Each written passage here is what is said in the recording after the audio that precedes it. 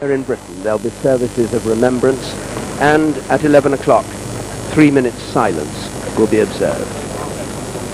At St. Paul's, which has so often been at the heart of the nation's celebrations as of its mourning, there'll be a service of remembrance with the American community, requested by the American ambassador and attended by, among others, many Americans who live here in London and people from city firms who had colleagues working in the two towers of the World Trade Center, many of them who have lost members of their families or friends or colleagues.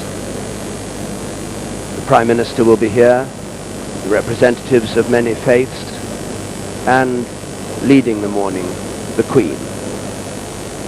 She arrived back in London from Balmoral yesterday afternoon and went to Buckingham Palace and had an immediate meeting with the American ambassador to offer the country's condolences. And at Westminster, the House of Commons have broken their recess a month early for a special session. They heard a statement earlier this morning from the Prime Minister and a reply from the new leader of the opposition, and their business will be suspended for the 3-minute silence. As will life throughout the United Kingdom. In Edinburgh, where the castle standard is flying at half-mast. In Liverpool, the port which has a special significance for the United States, the Liver building where so many immigrants once set sail for a new life of hope and energy and enthusiasm across the Atlantic. In Belfast, at the City Hall, where a crowd has already gathered and where there must be a special understanding of the horrors that terrorism visits on the families it touches. In Cardiff, at the Cenotaph in Cathays Park, people already gathering there for the 3-minute silence at 11.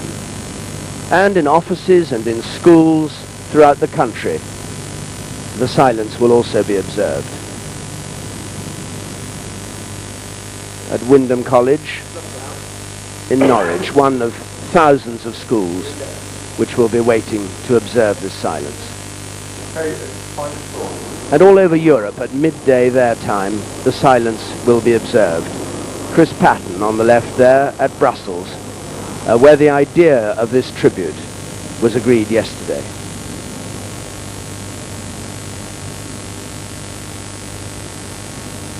And in St. Paul's Cathedral, the seats are already filled with many special guests from the city, many invited guests, but also members of the public who just queued up and came flooding in here half an hour ago when the doors opened.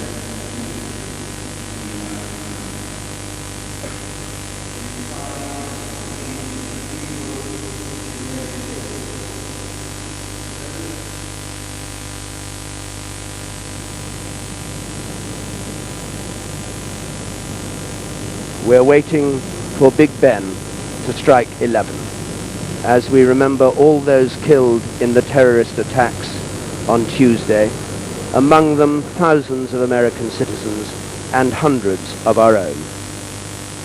In Grosvenor Square, a large crowd assembled round the statue of President Roosevelt. American citizens, expatriates, some of them visitors to Britain.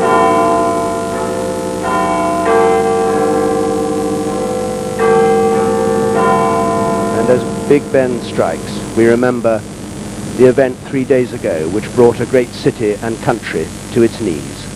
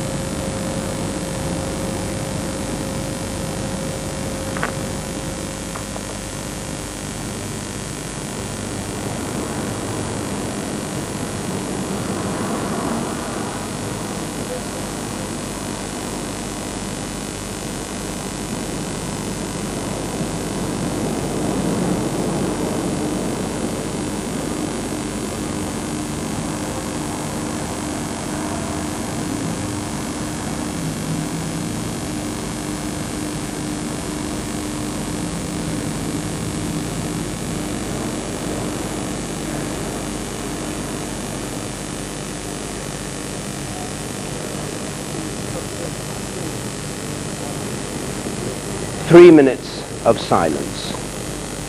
A small tribute, perhaps, to the grief of thousands of families whose lives were destroyed by the events of Tuesday, the 11th of September, a day, as President Roosevelt said of that attack on Pearl Harbor many years ago, a day which will live in infamy. Here inside St. Paul's Cathedral, there was a silence so profound you could hear no one cough, no one move, as the 3 minutes was marked. But this congregation here is preparing for a service which we'll be broadcasting 40 minutes from now. St. Paul's at the heart of the City of London, at the heart of the devastation of the Blitz in the Second World War.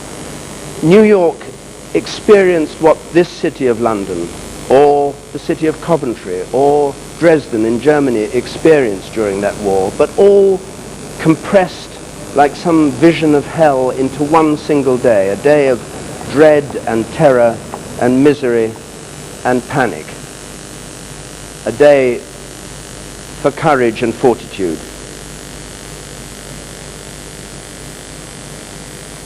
When the news first broke, the world was aghast at these scenes, which seemed to mimic a disaster film, until gradually it dawned this was real, that thousands of people were trapped and crushed as those towers crashed to the ground. And we now know even more hideous detail from the stories that are coming through of friends and families of these people here in the Cathedral of St. Paul's today, who were able to talk to their wives or their children, or to send messages as they faced certain death.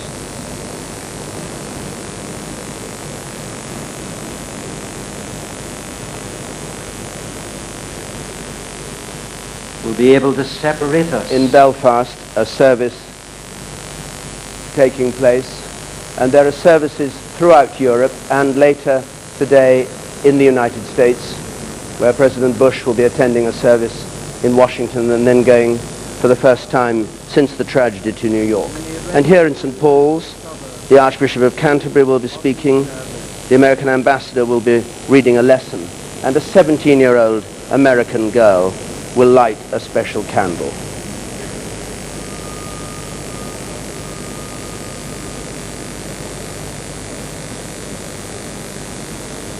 What we're remembering here today is a horror deliberately unleashed, a senseless horror to everybody except the people who unleashed it, and whose identity, of course, we still don't know. But we'll be back here at 10 to 12 on BBC One for the service of remembrance.